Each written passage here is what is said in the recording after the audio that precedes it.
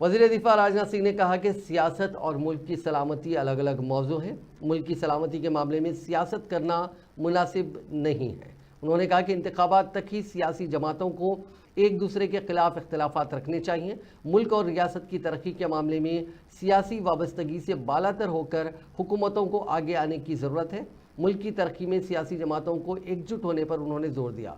विकाराबाद जिले के दामागुंडम reserve forest में रडार स्टेशन की तामीर का संग बुनियाद रखने के बाद मुनक़दा तकरीब से खिताब करते हुए वज़ीर दिफा ने कहा कि साबिक़ सदर व missile man APJ Abdul Kalam की यौम पैदाइश के मौके पर VLF स्टेशन का संग बुनियाद रखना खुश आइंद बात है। उन्होंने कहा कि इस प्रोजेक्ट के क़याम के सिलसिले में चीफ मिनिस्टर रेवंत रेड्डी ने हर तरह का ताउन करने का ऐलान किया, जिस पर वो उनका शुक्रिया अदा करते हैं।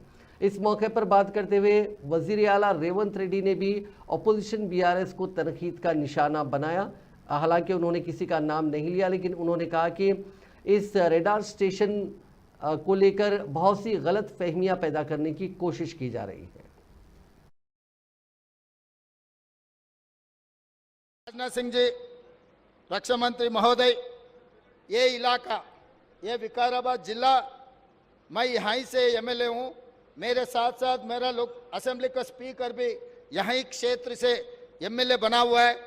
जब देश रक्षा के लिए हम लोग सब मिलकर जोड़कर काम करना है, इसमें कोई गलत राजनीति के लिए कोई कोशिश करना ही नहीं। कोई किसी ने कोशिश की है तो भी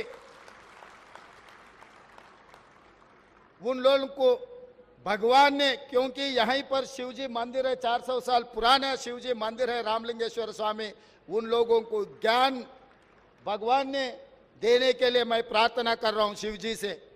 क्योंकि इस देश में खासकर Hyderabad is the place for defence, ordnance, nuclear fuel complex, other security के लिए सब सारे एस्टैब्लिशमेंट्स हमारा राज्य में, खासकर हैदराबाद क्षेत्र में बहुत सारे हैं।